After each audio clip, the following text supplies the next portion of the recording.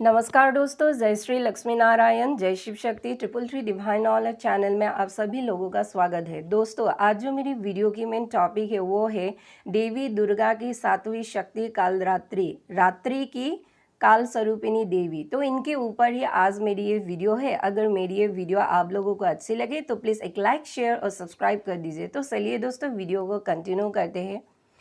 दोस्तों, जैसा कि मैंने आप लोगों को बता ही दिए है कि आज मेरी वीडियो जो है वो माँ कालरात्रि के बारे में है। जी हाँ दोस्तों, वही देवी कालरात्रि जो माँ जगदम्बा की अर्थात माँ दुर्गा की सातवीं शक्ति है। देवी कालरात्रि के जो शरीर के रंग है वह अत्यंत काला है, यूं मानिए कि काजल के समान गहरा है, और ये काला रंग पूरे अंधकार के प्रतीक माना जाता है। और उनके जो काला रंग है वो श्यामल मेघ वर्ण रंग के समान भी है।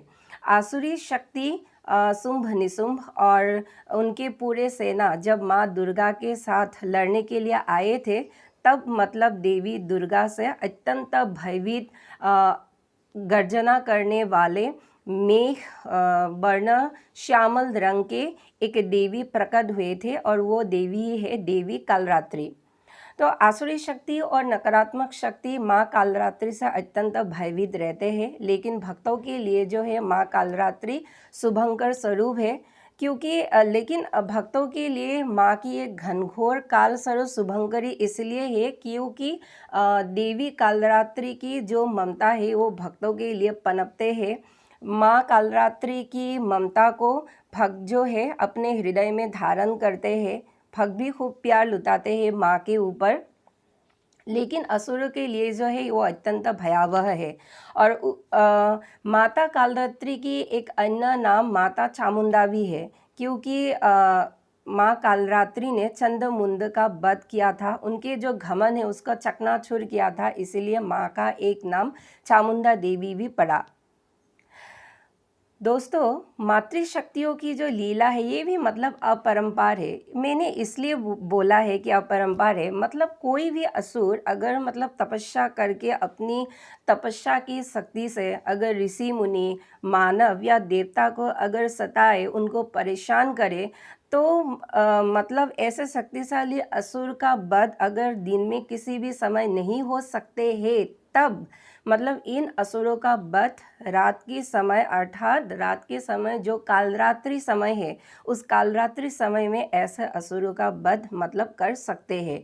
और जो देवी भक्त है, अगर कोई विशेष मनोकामना हो तो रात के समय देवी कालरात्रि की विशेष पूजा कर सकते हैं।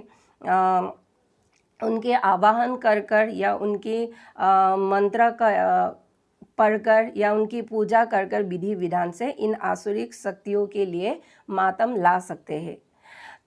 अब आइए जानते हैं दोस्तों कि माँ के स्वरूप आखिर कैसा है। तो माँ का जो स्वरूप है वो माँ की 4 भुजाएं हैं। ऊपर की दाहिनी भुजा से माँ जो है मतलब भक्तों को वर प्रदान करते हैं, और निचले दाहिनी भुजा से माँ जो है भक्तों को अभय देती है, और बाएं भुजा से खड्ग और मतलब कंटक जो मुसल है वह धारण करते हैं। कोई कोई मतलब मूर्तिकार माता के हाथों में खड्ग और कटोरी भी मतलब बनाकर माँ की प्रतिमा को बहुत अच्छे से सजाते हैं। और लेकिन आमतौर पर मतलब ऐसा ही होता है जो मैंने बोला है कि माँ की बाल मतलब खुले हुए हैं, और माँ के जो मतलब गले में विद्युत की माला शोभायमान है, और ये जो विद्युत की माला है वो एकदम बिजली की तरह चमचमाते रहते हैं। असुरों को संहार करते समय माँ की जो क्रोध है वो क्रोध मतलब उनकी नासिका से ऐसे ज्वाला की तरफ धधकती रहते हैं। जी हाँ दोस्तों, और माँ कालरात्रि की जो वाहन है वो वाहन गर्दभ है।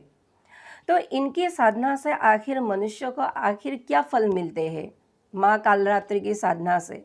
अगर कोई मनुष्य माँ कालरात्रि की साधना करते हैं तो उस मनुष्य को, या यूँ कहिए कि उस साधक को कड़ी परीक्षा देने पड़ते हैं। जी हाँ दोस्तों, माँ मतलब पहले साधक की मनोभाव को परखते हैं और बहुत परीक्षाएं भी लेते हैं और फिर जाके उस साधक की जो मनोकामना है वो पूर्ण करती है।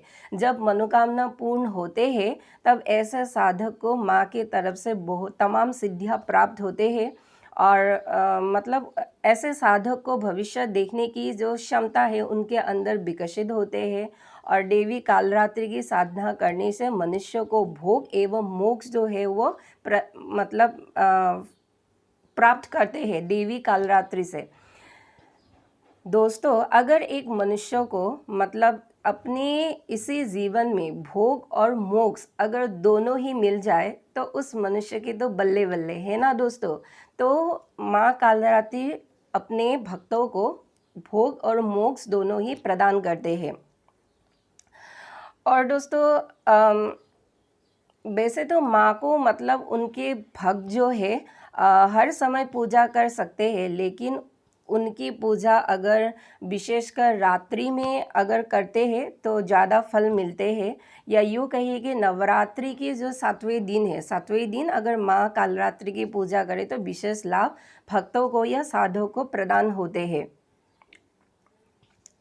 इनको विशेषकर खीर का भोग लगाया जाता है। माँ को खीर अत्यंत पसंद है और मतलब सिर्फ खीर ही नहीं, विभिन्न ऋतु की जो फल है वह फल भी हम माँ को प्रदान कर सकते हैं। और संध्या के समय माँ को खिचड़ी का भोग मतलब लगाना चाहिए। और माँ की पूजा करने से पहले उनका मतलब ध्यान करते हुए इस मंत्रों को बोलना चाहिए। आइए हम सब इस मंत्रों को एक बार ज़रूर सुनते हैं। एक बेनी जपा कर्णपुरा नग्ना खरा स्थिता लंबुस्ति कर्णिका कर्णी तैला भक्त शरीरिणी बामो पादुल्लो सल्लुहो लता कंतक भूषणा वर्धन मुड्ढ ध्वजा कृष्णा कालरात्रि भयंकरी। ऐसे हम माँ की मंत्र जो है उनकी पूजा करते समय हम बोल सकते हैं। और दोस्तों, माँ को जो है गुड़हल फूल अत्यंत प्रिय है। एक प्रकार से कहूँ, माँ की पूजा में गुड़हल जो फूल है उनका महत्व कुछ ज़्यादा ही है और माँ को गुड़हल फूल बहुत ही प्रिय है। अगर आपकी किसी विशेष मनोकामना है और उस मनोकामना की सिद्धि के लिए आप माँ को 108 गुड़हल फूल का मतलब माला जो है वो भेंट कर सकते हैं। इससे देवी कालरात्रि अत्यंत प्रसन्न होती है। तो दोस्तों, आज के लिए इतना ही। अगर मेरी ये वीडियो आप लोगों को अच्छा लगा है तो कृपया इस चैनल को एक लाइक, शेयर और सब्सक्राइब कर दीजिए। धन्यवाद।